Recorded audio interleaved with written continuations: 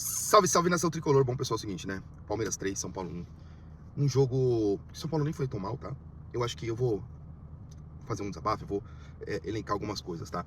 O que eu achei do jogo, tá, gente? Eu acho que o São Paulo no primeiro tempo foi bem, no segundo tempo foi mal. Não foi mal, não foi mal, foi inoperante. Essa é a palavra correta a ser dita, tá?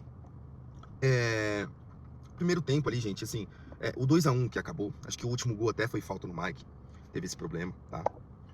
Mas, como o São Paulo não se atenta aos detalhes, e eu vou falar um pouco mais sobre isso, qual que era a chance do Candançan dar aquela falta depois do gol do Palmeiras? Eu te pergunto, né? Enfim, não vou nem responder porque eu já sei a resposta e talvez você saiba da resposta. Mas o São Paulo não perdeu por isso, tá? Eu acho que o time do Palmeiras é superior ao do São Paulo, isso é fato, tá? O trabalho do Abel é mais consistente que o do São Paulo, isso é fato, tá? E aí eu fico com uma fala do Crespo, porque ele falou assim, tudo bem, me cobra para ser campeão, mas quais foram as condições que eles me deram, né? O São Paulo pediu 5 reforços, né? E quem chegou pro Crespo? Quem chegou? Não chegou ninguém. O São Paulo não consegue pagar 500 mil reais pro Mirassol para liberar o Lucas Ramon, que nem é essas coisas todas, tá? Não é nem. Acho que ele não vai mudar o patamar do São Paulo, tá? E o São Paulo tem diversos jogadores que são extremamente limitados. E por que isso? Talvez o São Paulo passe pelo seu pior momento da história, disse o Crespo. E essa é a realidade. Essa é a realidade que o São Paulo tem que conviver agora, né? Para o São Paulo voltar a ser protagonista, precisa melhorar a situação financeira do clube, precisa que o clube comece a respeitar o estatuto do clube, né? Precisa que tenha pessoas competentes lá, não só para gerir o futebol, mas também para gerir a questão financeira do clube, né? Essa é a realidade, gente. Essa é a realidade. A gente não pode fugir disso, tá? Então, essa derrota do São Paulo, por mais que seja em campo, e eu talvez nem teria entrado de peito aberto como o Crespo entrou, mas o Crespo já mudou a linha de zaga, já mudou o meio-campo, trocou um, trocou outro, né? A gente vê que os primeiros volantes que o São Paulo tem, que é o Negruti e o Pablo Maia, não estão rendendo em campo, né? Aí você colocou três segundos volantes que não marcam nem de patins, então fica muito difícil, né? Talvez se você populasse o meio de campo, você poderia ter um pouco mais de combatividade ali no meio campo, mas não foi isso que o Crespo fez, né?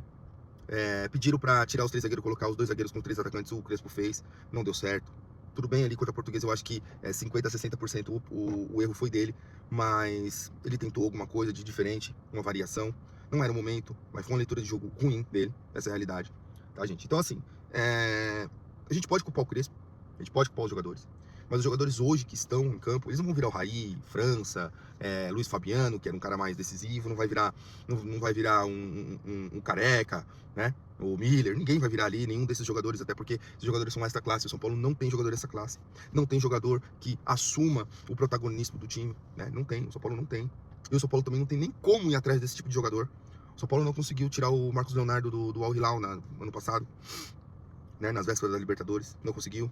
Enfim, então tem tudo isso, gente, tem tudo isso. O São Paulo está num limbo financeiro e isso afeta diretamente o time dentro de campo. Além disso, tem as questões dos atrasos salariais, enfim, tem tudo isso que a gente tem que pôr na conta também, gente. Tem que pôr na conta isso, não adianta, tá? Então, quando o Crespo falar, esses jogadores estão, a gente está tentando fazer o melhor que a gente pode, porque esses jogadores já não pegam em salário não sei há quanto tempo. Essa é a realidade também. Você acha que não afeta? Você no seu trabalho. Ah, mas eles ganham muito dinheiro. Tudo bem, ninguém vai fazer conta com o dinheiro dos outros, né? Então, assim, você ganha uma grana por mês para fazer um trabalho e você não está recebendo por isso, como é que você vai fazer? Como que você vai fazer? Como que você vai, como que vai estar a sua cabeça para trabalhar no outro dia? Como que vai estar a sua cabeça num grande clássico, num grande clube, enfim, para fazer o seu trabalho, pro que você tem que fazer, né? Então, fica aí a pergunta, né? O São Paulo não tem um elenco igual ao do Palmeiras, porque o São Paulo não tem condições de ter, né? Essa é a realidade, a gente tem que entender, tem que pôr isso em mente. A gente tirou o Carpini porque não estava entregando, colocou o Dorival, ele entregou na Copa do Brasil, mas como é que ele foi no Brasileiro, né? Aí saiu o Dorival para ir para a seleção, colocou o Carpini, deu um certo problema, deu um certo resultado durante o tempo, depois parou de dar resultado. Aí trouxe o Beldia, mesma coisa. Agora trouxe o Crespo, mesma coisa. E agora a gente vai demitir também para trazer quem também, né? Trazer outra pessoa, trazer outro técnico para dar resultado logo nesse primeiro sprint, depois ter que demitir porque o elenco não tá respondendo. Enfim, tudo isso, gente. Eu acho que essa derrota, e passa também, gente, por uma questão de bastidor, tá? Bastidor. O São Paulo joga agora, joga contra o Palmeiras, Flamengo, depois Santos, né? O São Paulo antes, o Arnaldo Ribeiro fala, né? A coisa mais importante do jogo é o próximo jogo. O São Paulo tem que se preparar para o próximo jogo, tem que entender as condições e brigar por condições melhores. Não tô falando, e eu tô falando aqui uma questão que a gente foi apitar um jogo em Barueri pelo Candançan, gente. Candançan. Eu até comentei no início do vídeo. Qual que era a chance dele dar aquela falta no Mike? Né?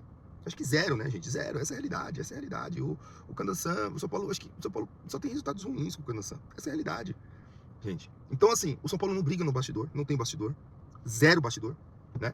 Além da sequência horrível que a Federação Paulista colocou pro São Paulo, ainda tem essa questão do Candançan, enfim.